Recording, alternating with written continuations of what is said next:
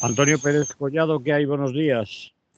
Muy buenos días. Pues vamos a contar cosas a la gente. Esta vez te toca jugar en la Copa, en la Eurocopa, en la Champions y Yo ya no lo sé ni en qué liga estoy, ni los partidos que llevo, ni si tengo tarjetas.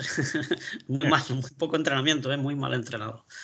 Seguramente que no llego ni al descanso. Vamos a ello, a ver si es posible. Me propones como primer tema recordando a Malatesta. ¿Por qué quieres recordar hoy? Bueno, pues el otro día es que os escuchaba en otro programa de la radio que estabais recordando a Kropotkin, ¿no? Eh, Y al hilo de lo que está ocurriendo en Ucrania, pues a mí se me ocurrió también bucear un poco y recordar a Enrico Malatesta. No porque sea aniversario de su nacimiento, su muerte, porque él nació en diciembre de 1853, murió julio de 1932, por tanto no estamos ante ningún aniversario ni nada de eso, pero sí que es un personaje importantísimo del movimiento libertario y de toda la cultura europea, ¿no? Porque igual que pasaba el otro día cuando hablabais de Pedro Kropotkin o Piotr Kropotkin, que lo citabais no por su papel como pensador libertario, sino como científico, ¿no? Por su teoría de el apoyo mutuo, que era, digamos, superando incluso el tema del darwinismo y la evolución de las especies, y que además fue un hombre que fue geógrafo, fue un montón de actividades en todas dejó su huella, ¿no? Y también, no tanto, pero Malatesta también fue escritor y fue activista y influyó también en el pensamiento de principios del siglo XIX, ¿no? En otros pensadores, en otros filósofos. Es decir, que normalmente toda esta gente, aparte de ser unas figuras y unos artistas en esto de pensar y definir la teoría gratuita, también en otros aspectos de la cultura y de la ciencia eran personas destacadas, lo que demuestra pues, que el anarquismo no era cosa de cuatro pelagatos ni de gente que no sabía de qué hablaba, sino que normalmente los mejores pensadores y científicos estaban muy cercanos al anarquismo, ¿no? Y si vosotros lo traéis por el tema de la evolución de las especies, el apoyo mutuo y la forma en que bueno, él decía que se había evolucionado sobre todo por apoyarse y que las especies que más habían colaborado y mejor sabían organizarse, pues eran las que más posibilidades tenían y las que más habían evolucionado, ¿no? Yo lo traigo por su posición antimilitarista, ¿no? Y ahora que suenan tambores de guerra y que tanto se habla de aumentar los presupuestos militares, incluso en ambientes de la izquierda, ¿no? Se dice que Europa tiene que organizar un ejército propio o por lo menos tener un mando más centralizado de forma que pueda protegernos de a saber, de los rusos se supone que nos va a proteger y que hay que estar armados y aumentar el presupuesto militar. De hecho, nuestro presidente, que es el primero en todo, pues ya ha anunciado 1.000 millones ahí del ala para modernizar el ejército, ¿no? Entonces, personalidades como las de Enrico Malatesta, que en momentos difíciles supieron defender el pacifismo y el antimilitarismo, no un pacifismo bobalicón, sino decir que la guerra del capital por arrebatarse mercados o aumentar influencias económicas en el mundo, pues que a la clase trabajadora, a los pobres, a la sociedad, no le iba ni le venía, ¿no? Y por tanto, pues lo voy a traer a colación por esa posición que no fue del todo entendida en su momento. Tuvo enfrentamientos con otros anarquistas, justamente con Kropotkin también. Kropotkin, Porque sí. en 1916 pues claro, ya estaba la Primera Guerra Mundial o la Gran Guerra Europea, estaba ya en marcha y entonces hubo un debate muy fuerte entre los anarquistas, las organizaciones libertarias de todo el mundo a nivel internacional, sobre qué hacer ahí, qué hacía la militancia, que entonces era mucha, era muy potente el movimiento libertario, que qué hacía ante lo que estaba ocurriendo, ¿no? Entonces hubo un manifiesto que firmaron Kropotkin y 15 más, aunque luego había más gente que lo apoyaba, pero bueno, de los más conocidos y de los más destacados militantes libertarios del mundo, firmaron un manifiesto que se dio por llamar el Manifiesto de los 16, donde decían que, bien, si la postura antimilitarista había hecho función y era la correcta y tal, pero que había momentos donde la gente tenía que implicarse y que en esta ocasión pues había que estar del lado de Francia, de la Gran Bretaña y del resto de países que estaban aliados contra Alemania, que Alemania es la que estaba en plan invasor y la que quería ampliar también, claro, los mercados porque tenía una potente industria y necesitaba tener territorios y sitios donde tener materias primas y luego pues poder vender su producto, ¿no?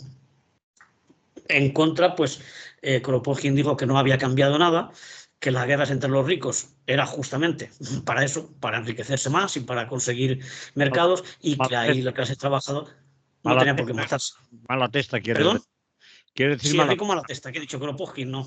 Estamos hablando, Kropotkin era el que estaba a favor de que se colaborara con los aliados, y Enrico Malatesta y otra gente también, pues dijeron que había que mantener la postura clásica del anarquismo, que era trabajar por la paz y el desarme, y en todo caso, cuando hubiera revoluciones, pues entonces sí que había que estar con los pueblos que hacen esas revoluciones para conseguir esos objetivos de cambiar pues la relación de clases y la explotación de los trabajadores, el hombre por el hombre que se decía entonces, y hay que incluir también a las mujeres, por supuesto, pero bueno, era lo que se comentaba. Entonces él decía que no era momento de aliarse con esta gente, y luego, bueno, pues eso creó una división.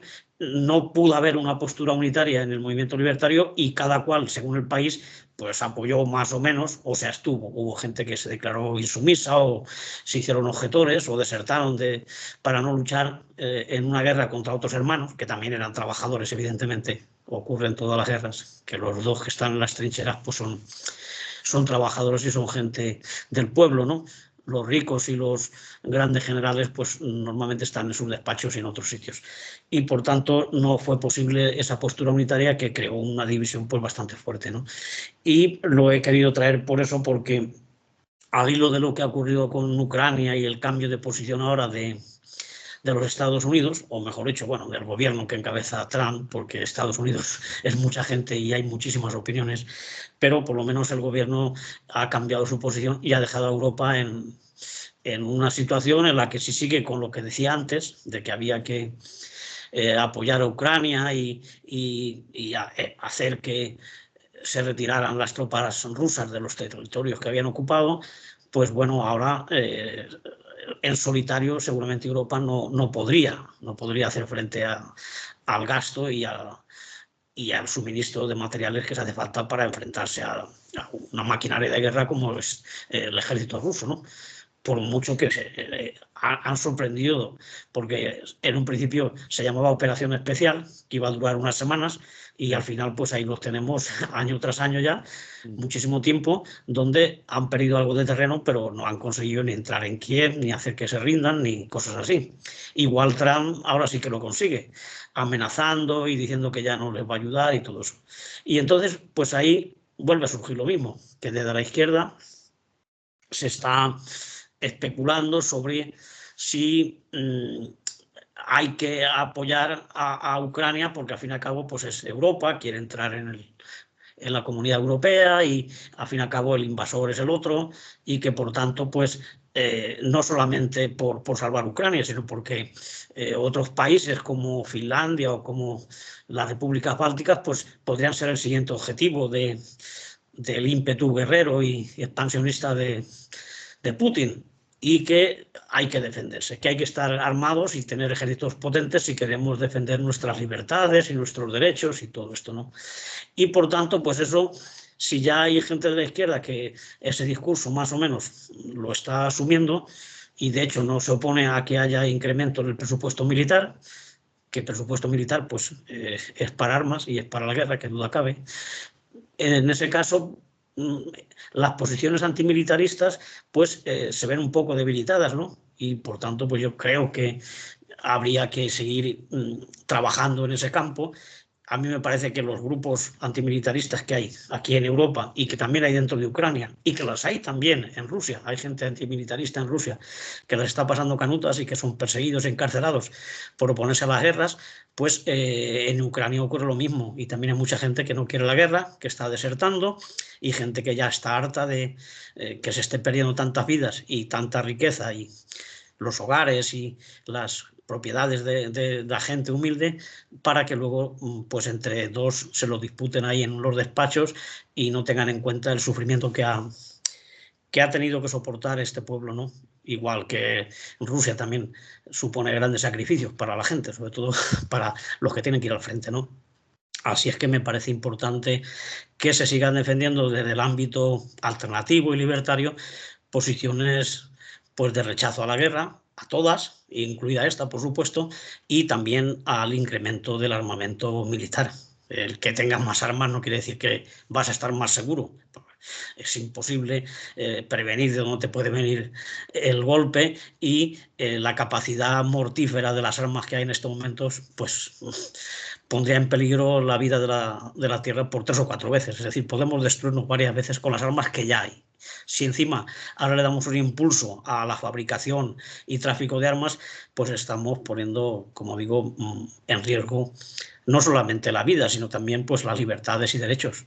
Porque no olvidemos que el incremento del presupuesto militar se hace en detrimento de los recursos que tendrían que ir para servicios sociales como la sanidad, la educación, atención a mayores, es decir, lo que llamamos estado de bienestar, pero que ahora ya se pone en tela de juicio la necesidad de que hay que ir recortando, porque lo que cuenta ahora es armarse hasta los dientes, porque si no nos va a atacar el enemigo. Ahora ya no tenemos tantos grupos terroristas, entonces ahora les ha venido muy bien el tema de que Rusia está en un plan belicoso para decir, veis cómo sí que hace falta tener ejército y tener fuerza pública suficiente para reprimir cualquier agresión, cualquier amenaza externa. Ese miedo que se crea sirve también para frenar la llegada de inmigrantes, que duda cabe. Cerrar fronteras y defender lo nuestro primero, y sobre todo salvemos nuestros derechos en contra de los que vienen de fuera, pues hace que haya ese racismo que está subiendo y que, bueno, incluso se ve en las elecciones, y no solamente en los resultados de las votaciones de determinados países, sino que lo estamos viendo en la calle. Y vemos agresiones, vemos pintadas, muchas más que antes, y oímos conversaciones que la verdad es que da pena escucharlas y da miedo que gente nuestra que vive al lado o que trabaja en nuestra misma empresa sea tan reaccionaria y tenga esas opiniones que antes posiblemente existían, pero mucha gente no se atrevía a hacerlas públicas porque le daba vergüenza de que lo tomaran por un energúmeno de ese tipo, que le acusaran de racista o de fascista. Ahora no es que no da miedo, sino que incluso hay gente, y gente joven por desgracia, que presume de esas inclinaciones, de esas teorías reaccionarias y xenófobas. Así que yo creo que el apostar por armarse hasta los dientes, por incrementar el presupuesto militar, no es algo que sea compatible si tienes una visión, creo yo, de respeto a los derechos humanos, de fraternidad entre todos los pueblos y de intentar cambiar, pero no para que te gobierne y te explote otra potencia, sino cambiar las relaciones de poder, y que si tenemos que algún día salir a pelear a la barricada, pues que sea por nuestros derechos, por las libertades del pueblo, no por los intereses de 4 magnates y 4 mangantes que no les importa la vida de la gente. Y eso se pone de manifiesto en todas las guerras, como quedó demostrado, y ya muchos historiadores lo reconocen, que las guerras mundiales, como todas las demás, no han sido por las libertades y la justicia y esas cosas, sino que lo que se estaba dirimiendo eran la hegemonía de unas potencias sobre otras, en el comercio y en la influencia política, ¿no? Así que no nos engañen, y sobre todo que no nos dejemos convencer, o que no nos dejemos ganar nuestra opinión a favor de tener armamento para defenderse. Es decir, nosotros no nos estamos armando para atacar, es lo que se dice siempre, nosotros nos estamos armando para defender, pero está claro que muchísimas de las armas, de los aviones, de los misiles que se hacen, no son para defender. Su capacidad es de llegar a cualquier parte y hacer muchísimo daño, y cuanto más mejor, ¿no? Y luego, por no hablar de las armas químicas y todas estas cosas que hacen horrible y muy dolorosa cualquier guerra. Por tanto, pues una apuesta por la paz y por el antimilitarismo en un momento en que, como digo, parece que pasa de moda y está amenazado por esta ola belicosa que nos están vendiendo incluso por de gobiernos progresistas o de partidos de izquierdas, lo que crea más confusión en la gente. Afortunadamente, también en el antimilitarismo hay grupos con mucha tradición, con mucha capacidad, con mucho análisis, que pueden dar la vuelta a esas teorías, pero que hoy por hoy son minoritarias y que no tienen los medios de difusión que tienen los estrategas militares y los de la política de bloques y de armarse. Y eso es un poco por lo que traía yo a colación a nuestro amigo Enrique, o Enrico Malatesta, que en momentos difíciles, cuando muchos de sus compañeros decían que había que aliarse con los estados, porque había unos estados mejores que otros, que unos atacaban y que los otros estaban defendiendo derechos populares, pues él dijo que no dejaba de ser una guerra como otras y que no había que llamar a los compañeros, a los trabajadores, a matarse con otros trabajadores de otros países en beneficio de los empresarios de uno y de otro lado de la barricada. Y ese era el tema. Muy bien, dicho queda, nada que añadir, perfecto.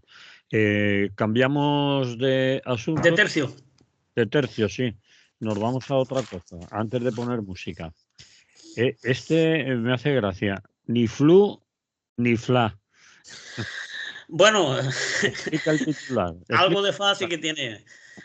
Bueno, primero habría que explicar a la gente que el FLA, del que tanto se está hablando estos días, sí, es un fondo de liquidez autonómica. Es decir, es una línea de crédito creada por el gobierno de Mariano Rajoy, precisamente.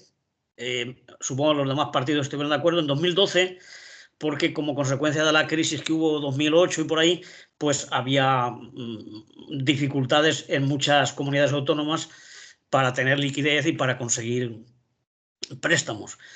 Entonces, para evitar que estas comunidades, estas administraciones tuvieran que recurrir a los mercados, a la banca, ¿no?, a pedir créditos, pues se creó este fondo donde el prestamista, el que daba el dinero, era el propio Estado, ¿no? Eso se ha ido haciendo y, claro, pues, unos se han endeudado mucho más que otros, o porque han gastado más, o han gastado peor, o han tenido más proyectos o más dificultades y más, claro, si hay más paro, hay una crisis y tal, pues imagino que hay comunidades autónomas que les ha ido peor y han perdido mucha más industria o cosas así. Yo no digo que todos sean unos manirrotos, ¿no? Pero algo debe haber también, porque la verdad es que estamos hablando de unos límites bastante elevados, ¿no? Unas deudas muy cuantiosas. Entonces, aunque eso parece que no preocupaba mucho, bueno, sí que desde la Comunidad Valenciana, Cataluña y algunas otras sí que se viene insistiendo al gobierno central de que hay que renegociar la deuda, que hay una deuda histórica, perdón, y que hay que condonar, hay que reducir esa deuda que el Estado tiene pendiente de cobrar, ¿no? Porque en teoría eso se tendría que cobrar. Pero ha sido la negociación con Esquerra y con Junts, por el tema de que el gobierno, como todo el mundo sabe, pues tienen los votos justitos, y cada vez que quiere sacar una ley adelante, un proyecto, pues le cuesta sudor y sangre conseguir los votos necesarios. Bueno, sudor no mucho, porque lo que hacen es concesiones que no las harían en una situación de mayoría absoluta, pues la tienen que hacer para asegurarse esos 7 votos. Justamente tienen 7 los de Puigdemont y 7 también los de Esquerra Republicana de Cataluña. En este caso, el acuerdo parece que se ha alcanzado primero con Esquerra Republicana, y entonces parece ser que lo que se trata sería de condonar a Cataluña, a la Generalitat, 17.104 millones de euros, que es el 22% de lo que debe. Yo no voy a discutir si se debe o no se debe, ¿eh? Es decir, hay gente que dice que esa deuda es una trampa, que es mentira, pero bueno, los números son esos. Es el 22% de los 73.000 millones que acumula la Generalitat, ¿no? Ante eso, ¿qué ha ocurrido? Pues lo de siempre. El PP está en contra, porque claro, no haga lo que haga el PSOE, ellos se ponen en contra, cuando curiosamente gobiernan en más autonomías, y todas las autonomías que gobierna el PP también tienen una considerable deuda en el fondo en el FLA. Sí. Y los otros que tampoco se distinguen mucho por la colaboración y por unas políticas claras, digamos, los de Puigdemont, pues aunque eso también lo estaban pidiendo ellos, pero ahora dice que eso es poco y que ellos o se les perdona el 100% de la deuda o que no van a votar a favor, con lo cual Pedro Sánchez pues vuelve a estar otra vez en verdaderos apuros, ¿no? Para conseguir los votos que necesitaría para los presupuestos o para cualquier cosa que tenga que sacar nuevamente, ¿no? Entonces la deuda, como decía, es muy cuantiosa, es muchísimo dinero. Son 83.200 millones los que deben las comunidades, que son todas menos Euskadi y Navarra, que no entran en ese plan, en el FLAP, porque, como sabéis, tienen una administración, una fiscalidad propia, tienen ellos su propia recaudación de tributos y tal, entonces no juegan en la misma liga. Esos son los fueros que vienen ya de épocas muy antiguas, incluso durante el franquismo seguían ahí con sus fueros, y por tanto no entran en estos 83.200 millones. Y luego, para hacerse una idea, pues también Andalucía también debe lo suyo, y eso que es del PP. Debe 18.791, la Comunidad Valenciana 11.210, Madrid 8.644. Entonces, pues según se mire, pues hay unos que proporcionalmente le van a descontar más. Si a uno le quitan el 22, pues a Andalucía le quitan el 24 o por ahí. Y luego a Canarias, que debe bastante menos, pues supone un porcentaje mucho mayor en lo que le va la cantidad que le pueden perdonar. Que también, aunque Rajoy está presumiendo de eso, pues hay que tener en cuenta que la deuda no desaparece. Lo que hace en este caso es que es asumida por el Estado. Con lo cual, pues esos 80 y tantos mil millones, de alguna manera, pues hay que reponerlos y habrá que pagarlos de presupuestos. Es decir, que no se pagará, pongamos por caso, de las recaudaciones de las comunidades autónomas, pero luego, por otra parte, como también pagamos impuestos que son estatales y que los pagamos todos, pues evidentemente, de una forma u otra, lo tiene que pagar la gente que contribuye con sus impuestos. Los que no pagan, no, evidentemente. Los que se lo llevan a Suiza o a Andorra no pagarán, pero los demás sí que asumiremos ese gasto. Que, como digo, pues es discutible, ¿no? De por qué tantísimo dinero cuesta la administración autonómica. Claro, hay gente que propone que desaparezcan las autonomías. Yo creo que tiene que ser lo contrario. Tiene que ser que tengan más autonomía, que tengan más responsabilidades, pero que también entre esas responsabilidades esté la de gestionar bien. Y igual hay que ver si los sueldazos que hay en tantísimos cargos, como estamos viendo cuando se sacan informaciones de los sueldos que tienen, que en algún caso superan a los del presidente del gobierno del Estado, ¿no? Los presidentes autonómicos y luego muchísimos cargos y consejerías y cosas así, para al final ver que no tampoco están cumpliendo con su misión, porque sigue habiendo listas de espera también en la sanidad que está transferida. Hay muchísimos problemas con la enseñanza. Ahí estamos viendo movilizaciones en Madrid y Andalucía y en muchísimas comunidades. Es decir, que se lleva desde posiciones más cercanas, digamos, al ciudadano. Se podía hacer mucho mejor y, sin embargo, se repiten los fallos y los vicios que había cuando todo estaba centralizado. Entonces, a lo mejor, donde había que invertir es en el propio funcionamiento de esos servicios que están transferidos. Es decir, más gente y mejores medios en sanidad, en educación, en todos los sectores, y menos altos cargos que son inútiles en muchos casos o que algunos ni se enteran de por qué va la película. Y aquí con la Dana pues hemos visto, por desgracia, de lo que sirve tener cargos autonómicos en algunas cosas, ¿no? Entonces, igual era mejor tener buenos profesionales y menos figurones y menos sueldos altos. Y esa sería un poco la lectura de cómo va la cosa. Aquí también parece ser que Compromís pues no está muy conforme, porque claro, ellos también vienen trabajando con otros colectivos en el tema de la deuda indebida, de que la deuda se tiene que condonar, y a lo mejor tampoco apoyan este plan. Dime. Ellos hablan que el problema no es tanto perdonar la deuda en este momento, sino la infrafinanciación histórica. Es decir, sí, que no se cambia el la sistema comunidad de financiación, la deuda va a continuar.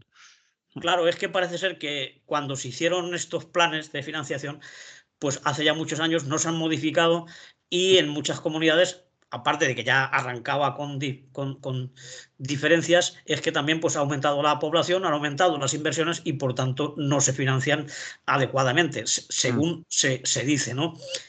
Luego también hay un debate que surge muchas veces cuando se habla de estas cosas.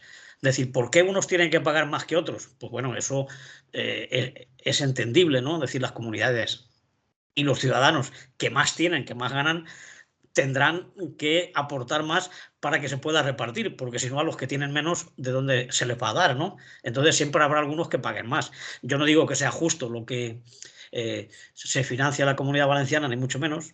Parece que hay datos de que efectivamente es como tú dices, que hay una infrafinanciación, pero está claro que al final habrá comunidades, y yo imagino que son las más industrializadas, las más ricas, las que pagarán mucho más que Extremadura o Castilla-La Mancha, pongamos por caso, Mm. y que también los servicios cuestan más.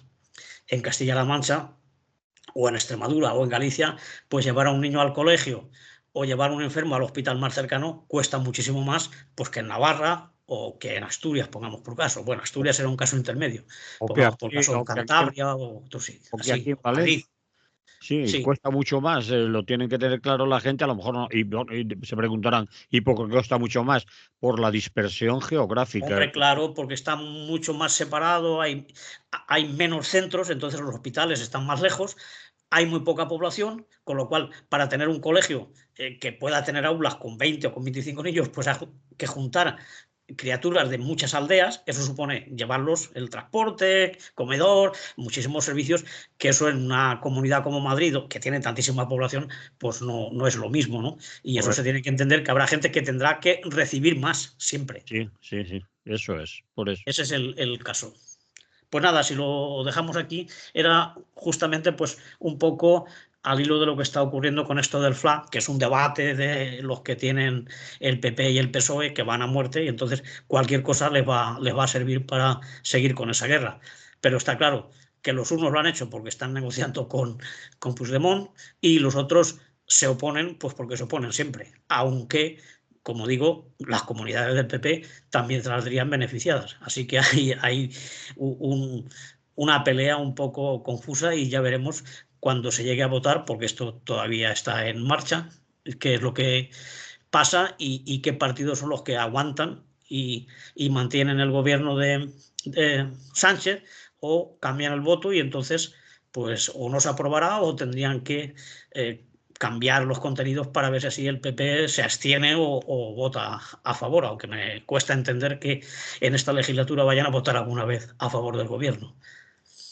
Bien, pues vamos a poner aquí un poco de música, si te parece, Antonio, y Sí, seguimos. perfecto, me parece muy bien.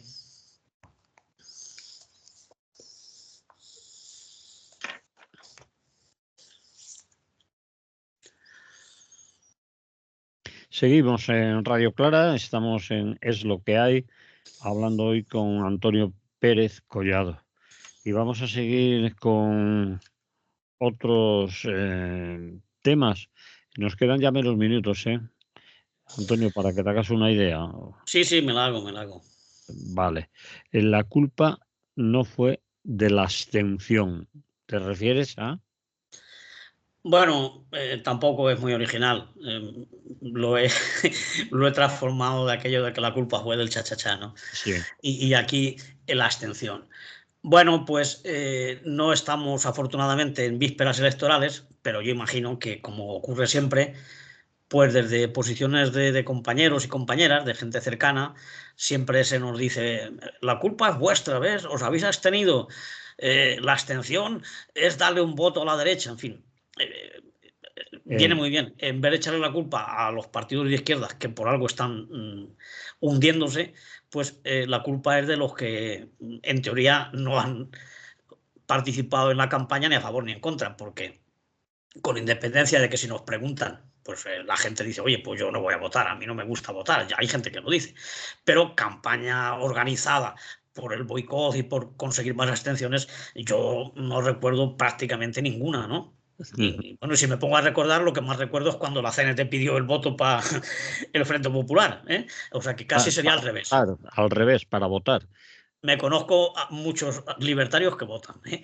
Sí. Y entonces no tiene ninguna, o sea, ninguna razón esa acusación que nos hacen, ¿no? Y lo he traído al pelo porque aprovechando lo poco aprovechable que puedes sacar de los resultados de las elecciones de Alemania, pues me he puesto a mirar un poco porque dijeron que había sido una participación muy alta. Pero claro, si cuando sube la abstención nos acusan de que hemos favorecido a la derecha, aquí es al revés, lo que ha subido es la participación. Y sin embargo ha sido la derecha o la superderecha, la derechona, la que ha pegado un salto que ha doblado los resultados, ¿no?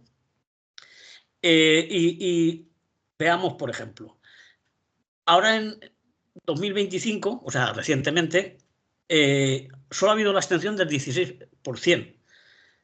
Y sin embargo, 2009 llegó a ser del 30% y en 2017 del 25%.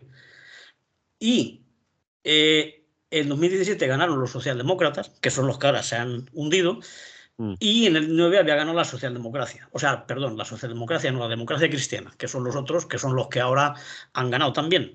Sí. Es decir, que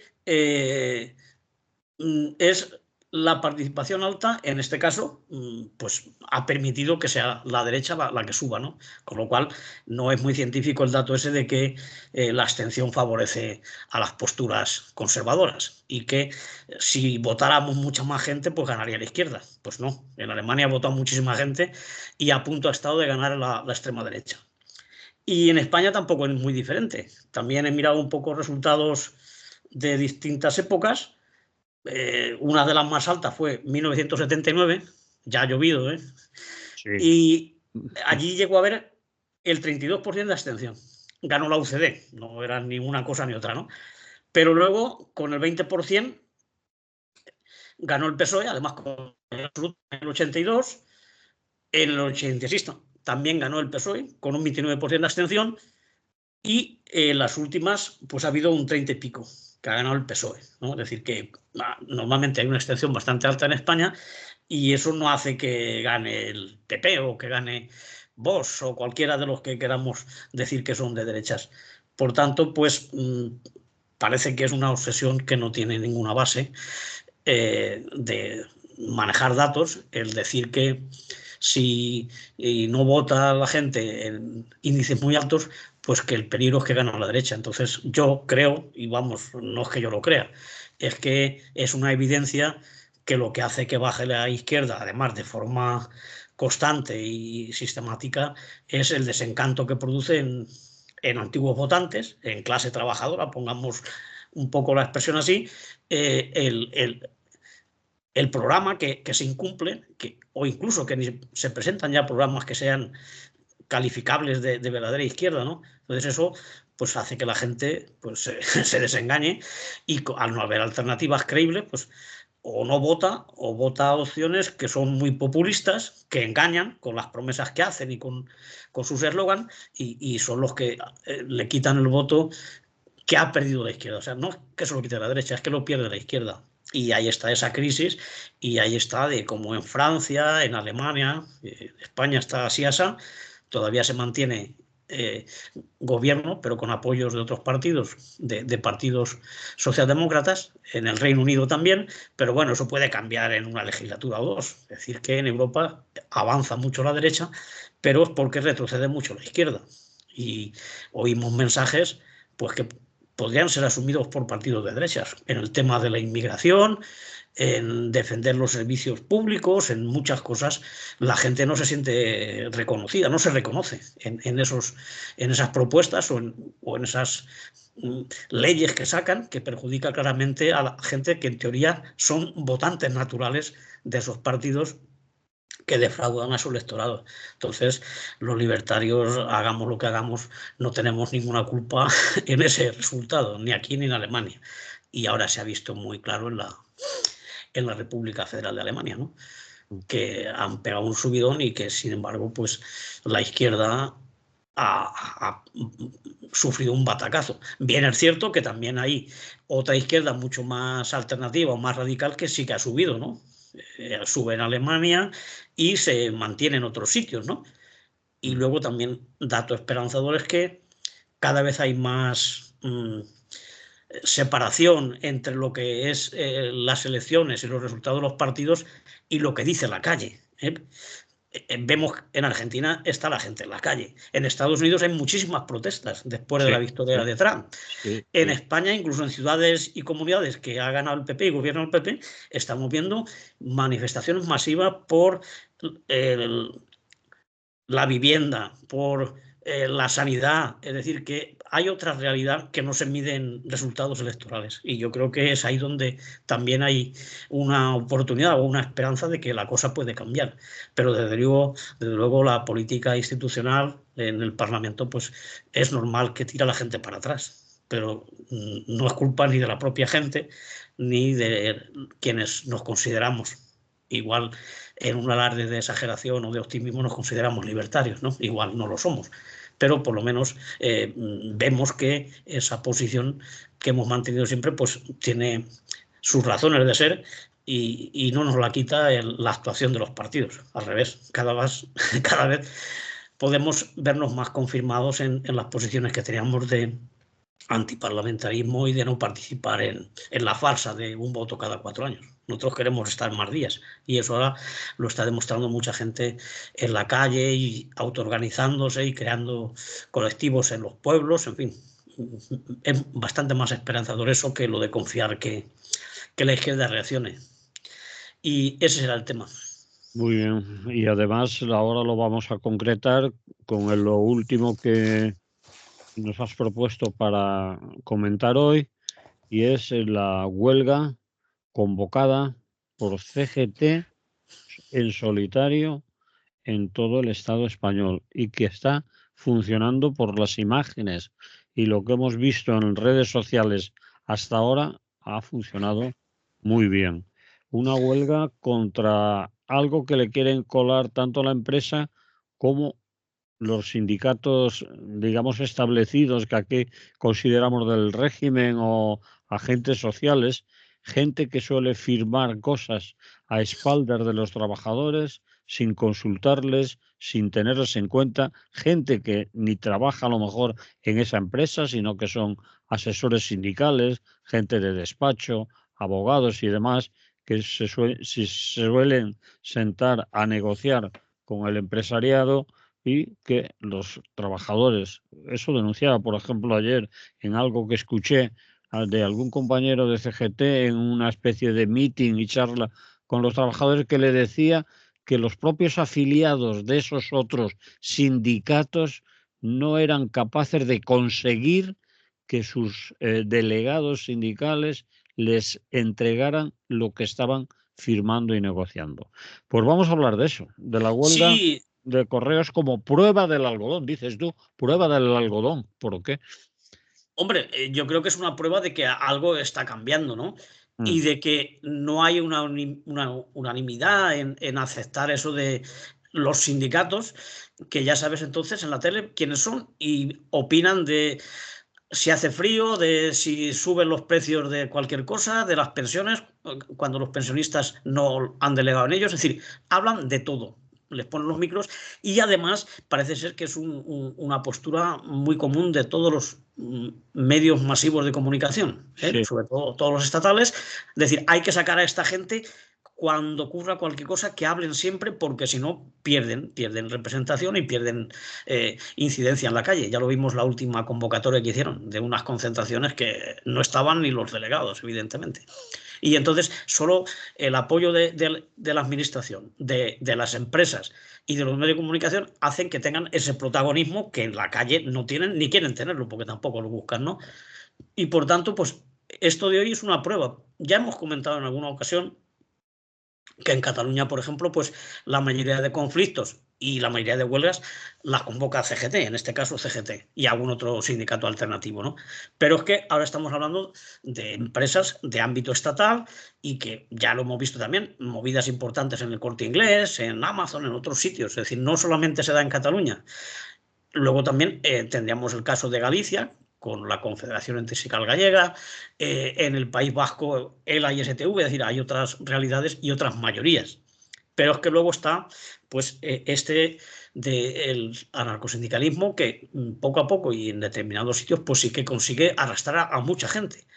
Y claro, solo algún medio territorial de televisión, algún periódico alternativo, tanto digital o de papel, lo sacan. Los demás es que para ellos no ha existido la huelga. Cuando otros conflictos y otras situaciones que implican a menos gente, pues no se cansan de sacarlo en todos los telediarios. Pero allá ellos, así demuestran a la gente que mienten y que la información está manipulada y que tenemos un asco de prensa y de televisión, sobre todo los grandes medios, claro. De los alternativos, por supuesto, pues hacen todo lo que pueden, pero no llega al resto de la gente.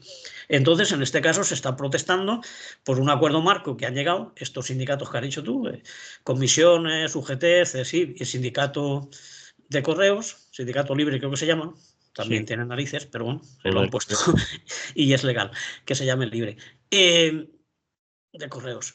Y es un acuerdo que supone pues avanzar en la privatización de correos, eliminar entre 8 y 10.000 puestos de trabajo y sobre todo empeorar las condiciones, es decir, para poder competir pues, con estas empresas de reparto que no respetan ningún derecho, que están trabajando fines de semana, domingos y tal, para llevar paquetes a cualquier hora y quieren entrar en ese terreno, cuando Correos es un servicio público, lo que tiene que tener es calidad, eficacia y respeto a los derechos de la plantilla, ¿no? Todo eso está en peligro. Bueno, está en peligro, ¿no? Empieza a deteriorarse con este acuerdo que han firmado estos sindicatos con la dirección de la empresa. Es decir, una empresa que ha sido pública, que antiguamente solo había funcionarios, ahora ya hay laborales y hay contratos temporales, hay de todo en Correos, hay distintas situaciones.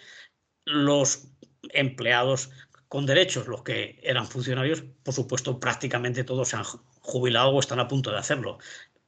El panorama que se presenta después va a ser eso, pues una empresa totalmente desregulada, donde los derechos sean pisoteados y donde menos gente tenga que hacer más trabajo para ser competitivos y poder dar beneficios, ¿no? Y ante esa situación, pues se ha producido la huelga de ayer y hay más convocadas. Este mes va a haber varios paros más y parece que, como tú comentabas, yo también lo he visto y se ven imágenes, o sea, no es que te manden una nota de prensa, que siempre podemos exagerar un poco, es que se ve en las principales ciudades manifestaciones y concentraciones muy, muy potentes, ¿no? Incluso han entrado en la oficina principal de Correos de Barcelona, es decir, ha tenido su incidencia. Es una pena que los medios pues no quieran contar esto. Al final va en contra de ellos también, porque al final la gente se dará cuenta de que hacen trampa y de que estos sindicatos pues cada vez pierden el respeto de la gente porque no han sabido mantenerlo, ¿no? Han sido mayoría, han tenido mucha gente, es verdad, vienen de otras épocas donde sí que, pues bueno, en algunos aspectos sí que participaban en las luchas y sí, se hicieron huelgas importantes, pero hace ya 30 o 40 años van retrocediendo y afortunadamente pues hay otros sindicatos, no solamente la CGT. Hace poco tuvimos la CNT que paralizó el principal matadero de Europa, ¿no? En Binéfara, que tampoco tuvo mucha repercusión, evidentemente, a no ser que quemes algún contenedor o algo, como el tema de la Suiza y cosas así, que encima aprovechan para darte caña, no para apoyarte o defender tus reivindicaciones. Es terrible y por tanto, bueno, pues es una prueba, como digo, de ese cambio que se está dando, que es muy lento por supuesto. Todavía siguen teniendo muchísimos delegados y muchísimos afiliados estos dos sindicatos, pero, por ejemplo, en Correos, yo lo he vivido por el tema de las categorías y todo eso, cómo te venden el carné junto a alguna otra cosa, ¿no? Y en Correos donde se está invirtiendo es en cursos de formación que luego te permiten cambiar de categoría y entonces esos la empresa se los da a UGT y comisiones para que lo ofrezcan a la gente para que se afilie. Si fuera por lo que pelean en la calle y por los derechos de los carteros y todo el personal de Correos, pues hace tiempo que se hubiera visto un poco el montaje este, ¿no? Pero aún así, bueno, pues hay gente que dice, bueno, estos son los que me consiguen vacaciones o me consiguen que pueda subir yo de categoría porque ellos son los que dan los cursillos.